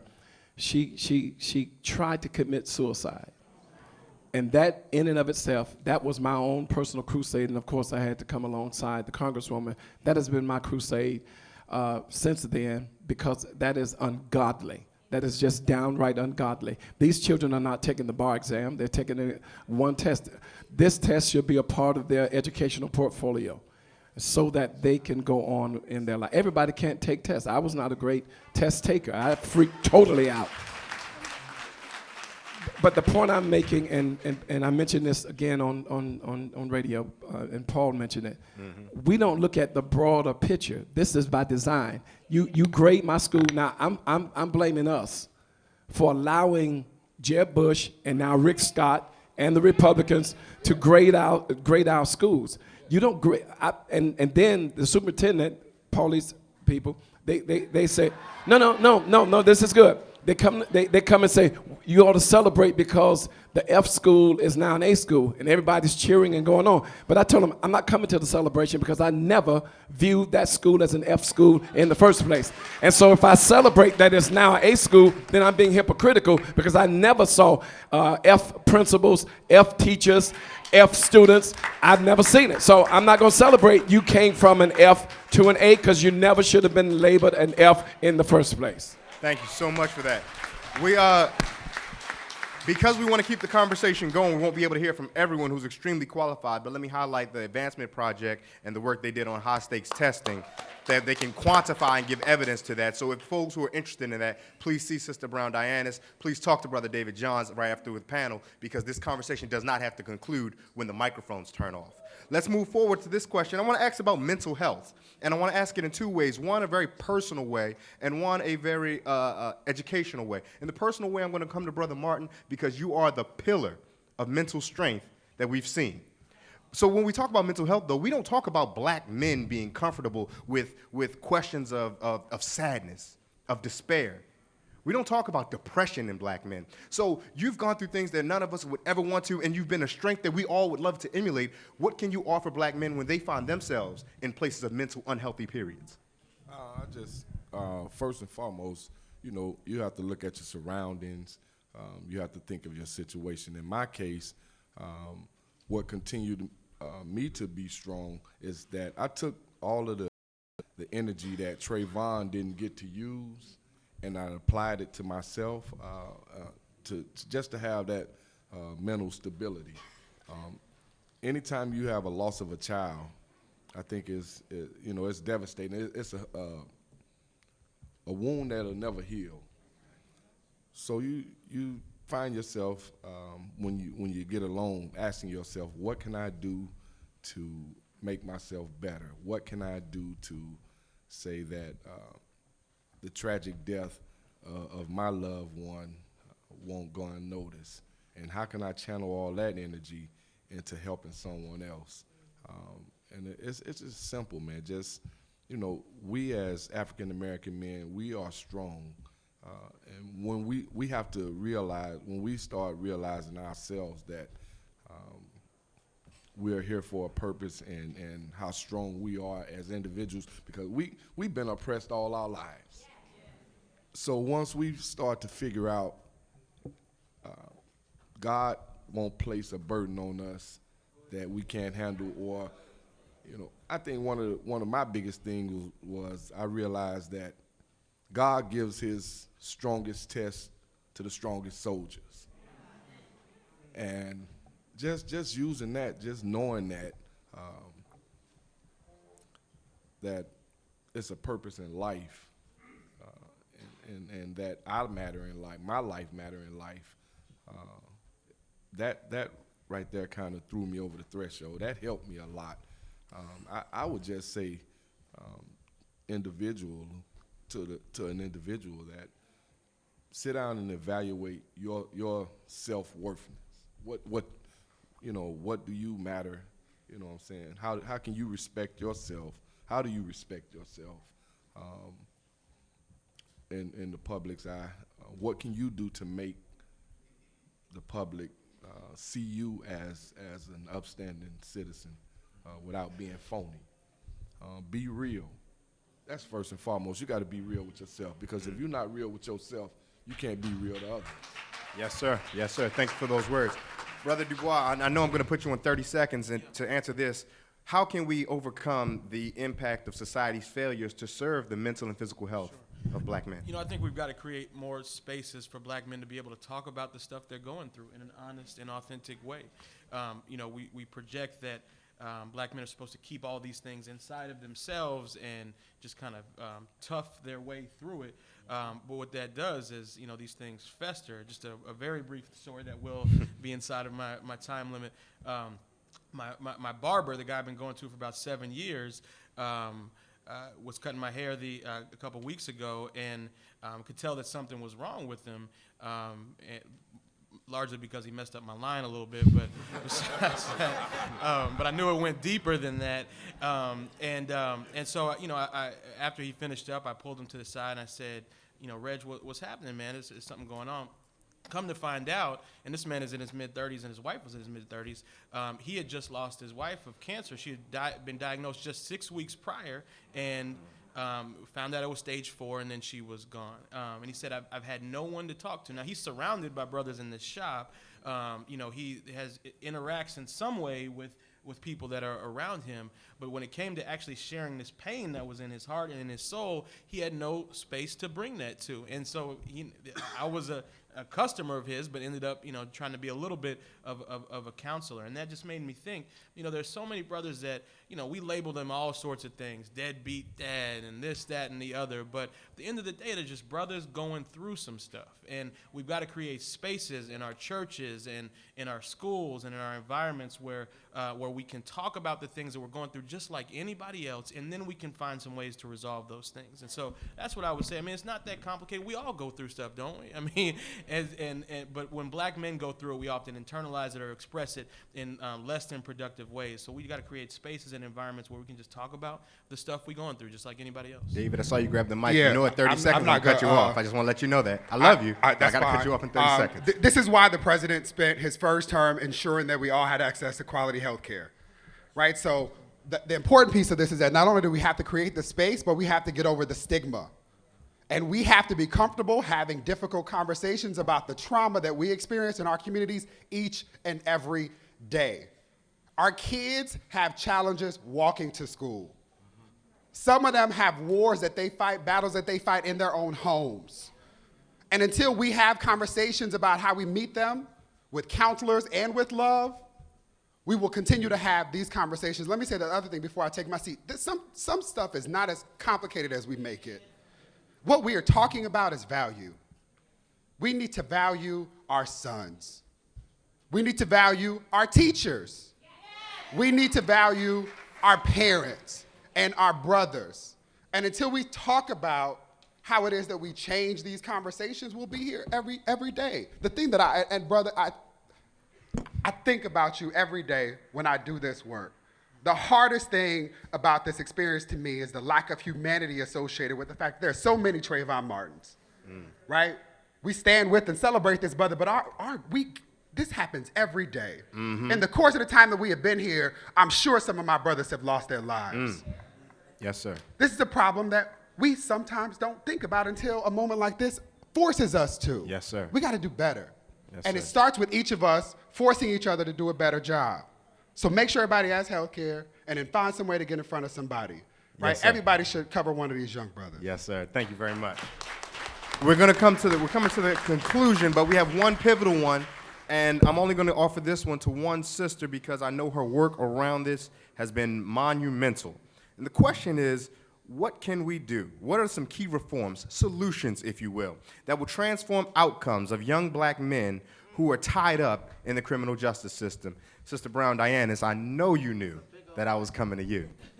That's a big old question. So I think, well, first, I think that we have to work on police departments. There, when we talk about policy solutions, there's certain things you can't legislate. We can't legislate how George Zimmerman felt about your son. We can't legislate that. We can't legislate how the man who killed Jordan Davis felt about Jordan Davis. Because let's not forget about Jordan Davis, killed by several bullets, shot into a car because his music was allegedly too loud in the state of Florida. So we can't legislate that, but what we can do is we need to work on police departments. Yes.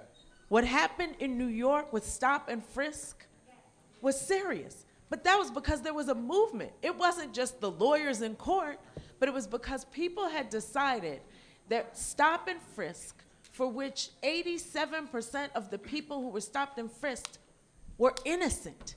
To live in a police state in New York City, when you're walking down the street, I say, how can a people be free when they can be killed without consequence, when they can be stopped on the street just for being them? And so the things that we can do is the End Racial Profiling Act that's in Congress. In our states, we have to get behind Trayvon's law, stopping racial profiling in schools and in the streets, but also ending Stand Your Ground. We have to take down the companies that support groups like ALEC, the American Legislative Exchange Council. Stop supporting them with your dollars.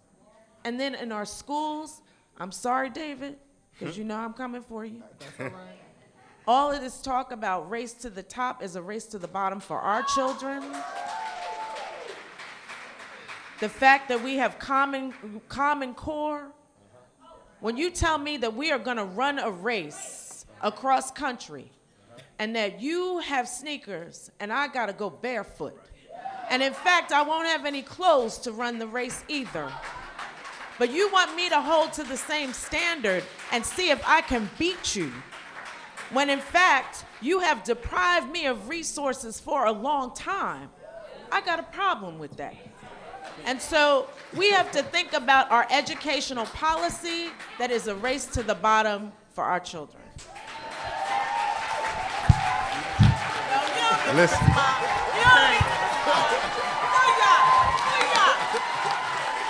I don't know. I want to at least applaud. I at least want to applaud Brother David for standing there and taking that like a man. I appreciate. I'm going to tweet my response at Mr. David Johns. Watch me. I appreciate that.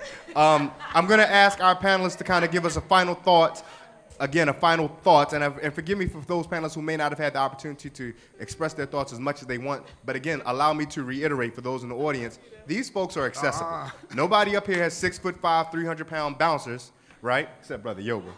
We've seen who his handles are. But no one has those folks, so as soon as they come down the dais, please feel free to engage and converse with them, and if you tweet them, 8 or 9 months later, you'll get something back. Man, what y'all got to say? But what we're going to do is hear for our last thoughts from them, because our final word is going to come from the young people. See, we told you, brother. Yo, we got this over here, all right? All right, so I'm going to start with Brother Wilson on the way down, and the question that I'm going to ask for the final thought, a sentence, maybe two, and if you hear me give you the that's like the church organ, okay? All right. Brother Johns left us with an important thought that's something we can all take home, and that thought is put our hands on someone. We can all be mentors directly in someone's life. What makes a great mentor? So what skills should the person leaving this room take with them? Because you mentioned all these folks as your mentor. Absolutely. What skill can they leave this room, take with them to be better in somebody's life tonight? See, it's not really rocket science. It's really, really simple. All it takes is someone that cares. That's it. It's not, you don't have to pass a test. You don't have to, all you have to do is show one of these young people just that much, that you care about their general well-being and their best interest, and these boys will move mountains for you. That's all. Just care. That's it. Yes, sir. To care. Let's remember that, care. Dr. Suskin. Dana. The same question. Yes, ma'am. I hate to say it, I'm going to echo what Mr. Wilson says, is looking at each and every child as just another human being and sharing the love and supporting them, just like we do as parents to all of our children.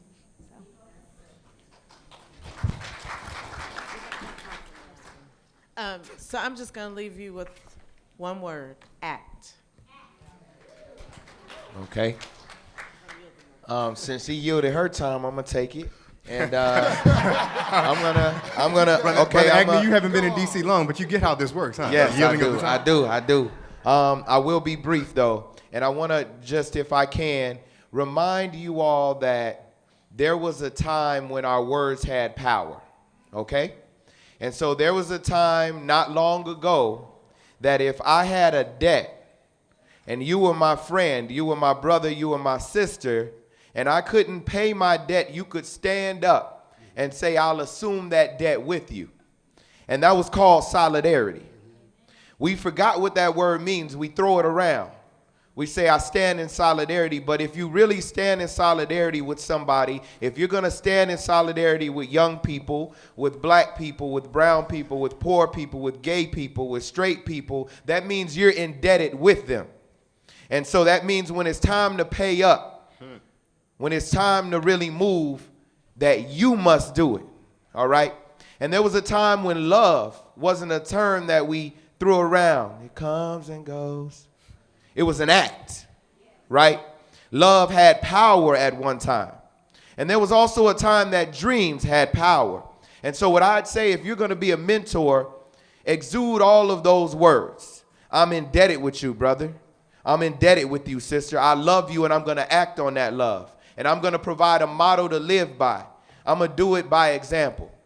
I'll leave you with the quote I like to leave. Marcus Garvey said, we have a beautiful history, And the one we will build in the future will astonish the world. Don't forget about young people. They're ready. They're coming. If there was a torch, we got it, and we're ready. Thank you. I have never met a black child who is not a genius. Right. And there is no secret to how you support them. The first thing you do is to meet them where they are with love. And expend every ounce of your soul supporting them in articulating and realizing their dream. It's not that hard. We simply need to put our bodies on these kids. They're asking for it. The brother who shot folks earlier this week was screaming for help.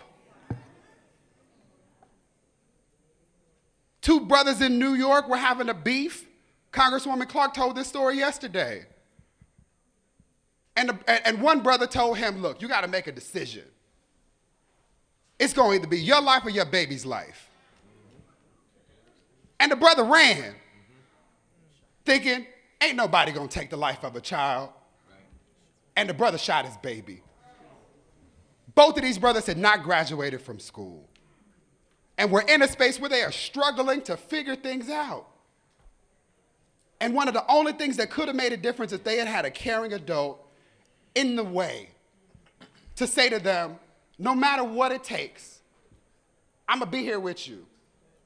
I'm going to stand in solidarity to make sure that you are able to reach your dream. It's not that hard. And if you don't do anything when you leave here, I beg you to find one. Just find one. Yes, sir. In your neighborhood, in your church, find one. And if you need help, the great brothers of Kappa Alpha Psi Fraternity Incorporated have a program called Guide Right. If you need it, the national director of the program, I still got my time. The national director of the program is right here in the corner. I believe I hear the church organs playing if all hearts are clear. It's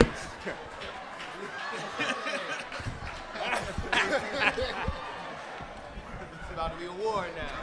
It's a war up in here, but the Kappas reign, so that y'all know, right? Seriously, the answer is commitment. And commitment's bigger than a word. You have to really put your actions where your words are. Too often we sign up and say you're committed to be someone's mentor, and when it really comes down to it, you don't have time for it. Listen, I travel all the time, have a 3-year-old daughter, but I have a student here in the room, Deidre Mills, who's a senior at University of Maryland Eastern Shore, called me when I was, there my baby is, 3.9 GPA, wrote me up. She wrote me when I was sitting in South Africa and said, I want to come follow and shadow you for today. And she said, this young lady said she was going to get on a bus. I said, no, we're going to put you on an airplane. She said she was going to be at the Days Inn. I said, no, you're going to be at the Le Meridien. We're going to take care of you because I want you to know how life is. What's at the end, what's sort of the pot of gold at the end of this rainbow? And that's what mentorship is about. I have traveled with her all day. Last night had my assistant take her bag. She was at an MBA conference over somewhere here in town, and I said to my assistant, Christopher, who's here somewhere, take her bags to her hotel. We're not going to have a sister walking on the street at 9 o'clock at night with her bags. Now, he was going down the street, you'll appreciate it, with a pink bag and a polka dot bag. I say, did you get any numbers? But the point is, he said, yeah. But the point is, yes, it's sir. about commitment on the real. Yes, it's sir. commitment. You can't say you're a mentor and not put your money, your time, your energy behind these young people because they believe far more what you do than what you say.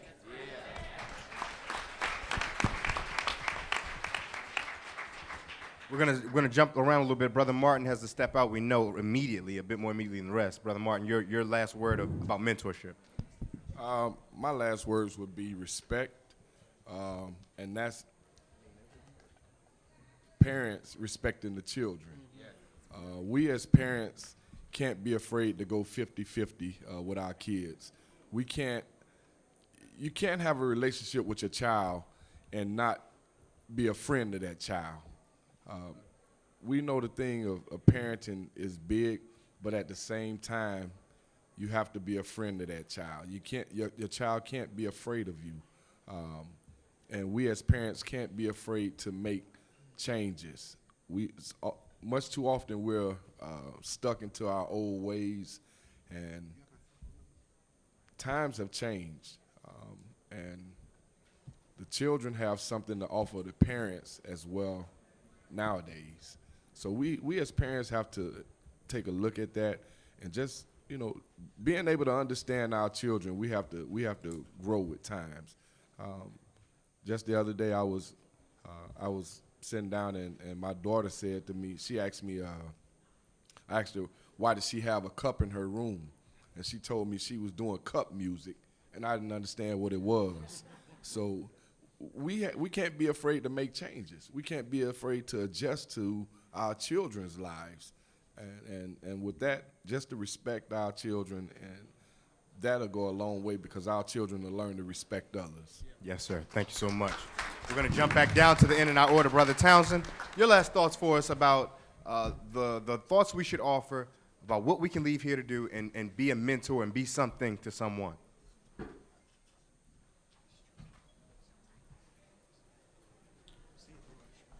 Brother Townsend, yes, sir. No, I would second what Brother Wilson was saying in terms of just caring about these kids, caring about them and being committed, to them. I think that's really what it's all about. Bishop Carey. Uh-oh. Yeah.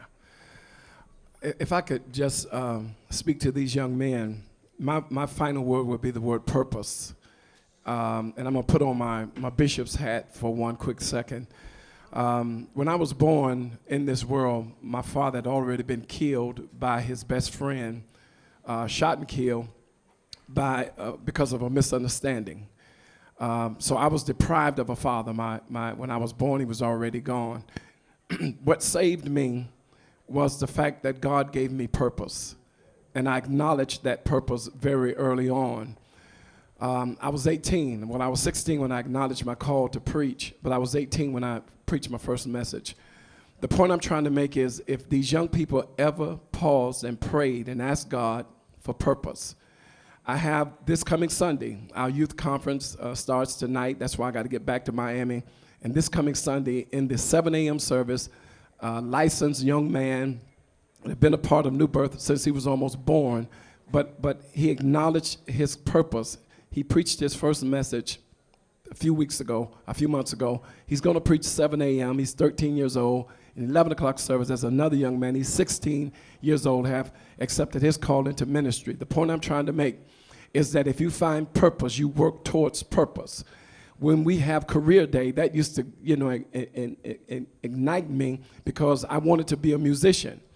And I tried my level best. I thought I was going to be the one to move James Brown out. I had him. But the Lord moved me from music to ministry. But it was purpose. And young men, pray for purpose. Ask God to give you purpose. And I guarantee you this. And I'm putting on my preacher hat. Romans 8:28 says, and we know that all things work together for good to them who love God and to them who are called according to His purpose. Yes, sir. Yes, sir. Brother Parker. You select a very good term in that of mentoring, and I think it's very important. And as you know, in Congresswoman Wilson's program here, it's all about that.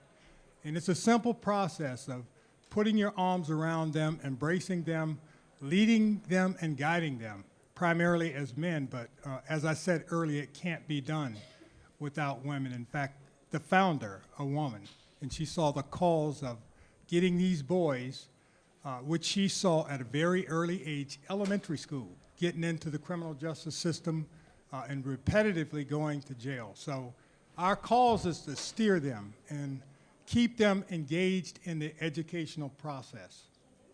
And that's what we want to do. And quite often we see, though, that word education has been mentioned a number of times in here today. There's really two courses for it. And it's the course for which we see the middle America, a majority of America go, and that is proper education. And we see unequal education.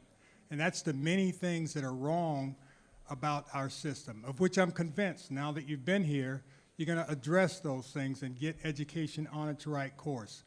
And not just to put this in the lap of educators and education, it belongs in the lap of parents and in the laps of people like myself who've retired, who will volunteer and mentor kids. And you have to do that for the next generation. So it is certainly Yes, sir. About education, and it's about mentoring them and steering them away from a life of crime and on through the school system to become high school graduates and college graduates. Education. Yes, sir. Brother Yoba, let's hear your thoughts.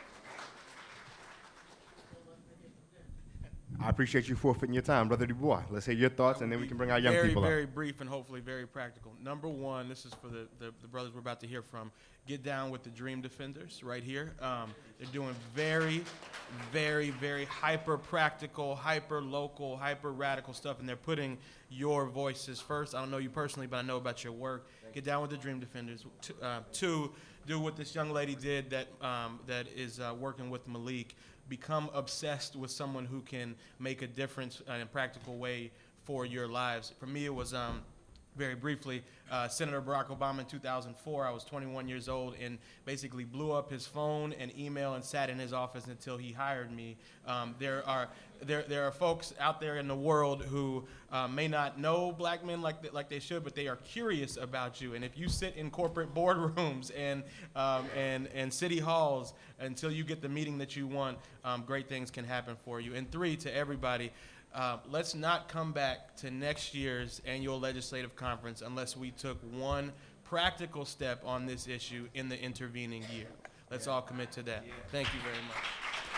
All right, now, don't step out because we want to hear from our most important folks. Right now, we're going to call to the front a member of the 5,000 Role Models of Excellence Project to hear their thoughts on our symposium today. Let's hear one.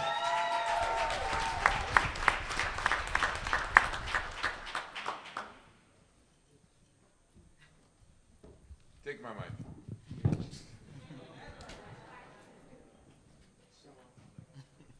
Hello, my name is James Thompson. I'm from William H. Turner Tech, where I'm Vice President of 5,000 Role Models. And before I say anything, I know this is kind of political, but I have to honor God over everything for, giving me the life, health, and strength and the opportunity to come here.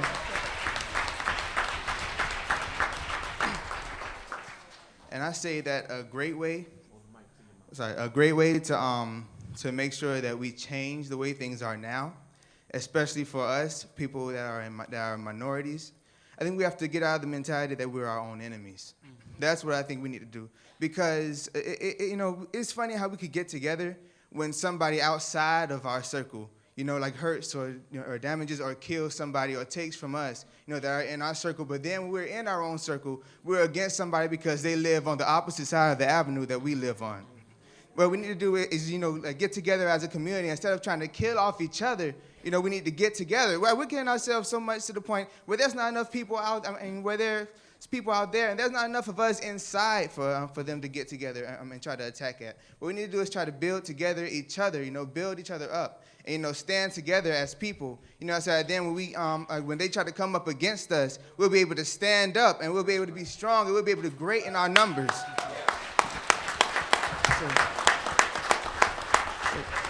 Instead of trying to tear each other down, what we need to do is build each other up. There are people without father figures, okay? So let's say I know a friend, all right? And he doesn't have a father. I have my father and my mother. I can invite my friend over to my house and say, hey, you want to have dinner? My dad's a great person, It's that simple. Try to get together, and get them to come together. Just build each other up. That's how I feel, we should do things.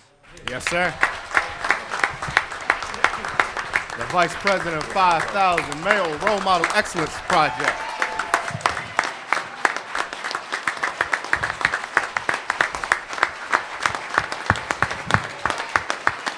We have one more young person to hear from. We're going to hear from a young person from the City of Miami Gardens Junior Council. They will bring us our final remarks of the afternoon at this point.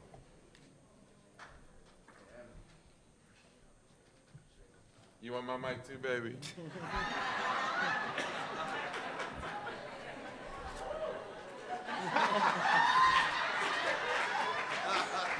Good afternoon, ladies and gentlemen. My name is Zamoya Rowe. I am the Student Government Association President for Miami Northern Senior High School. On behalf of myself and the Junior Council from Miami, with the collaboration of Miami Norland Senior High School students and Miami Carroll City students, we would just like to say that it is a privilege, better yet, an honor to be in the presence of such sublime individuals. Because it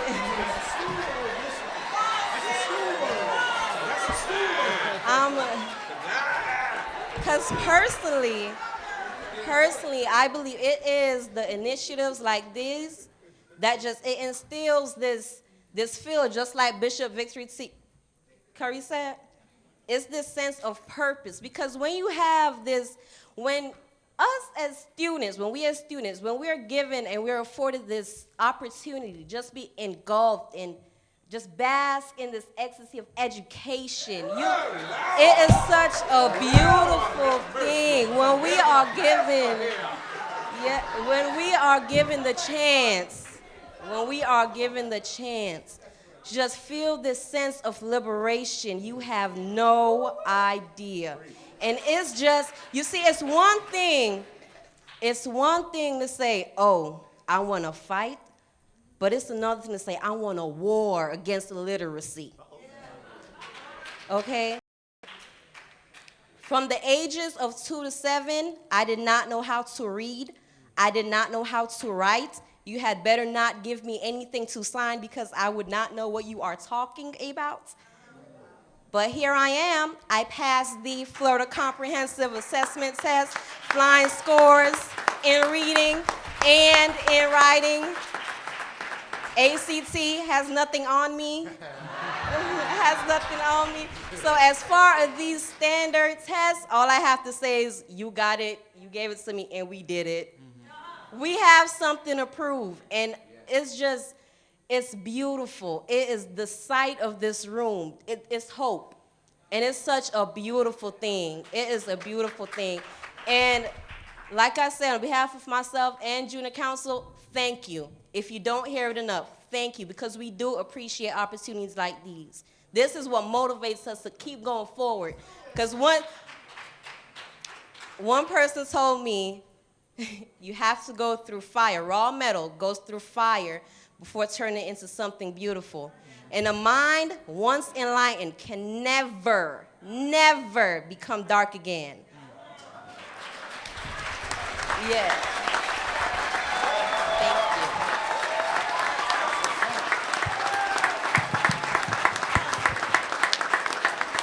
So the next time someone tells you our young people aren't performing, just start laughing. Just start laughing. I want to thank Congresswoman Wilson for this opportunity. I want to leave us with this Yoruba proverb. If we stand tall, it is because we stand on the backs of those who came before us. God bless.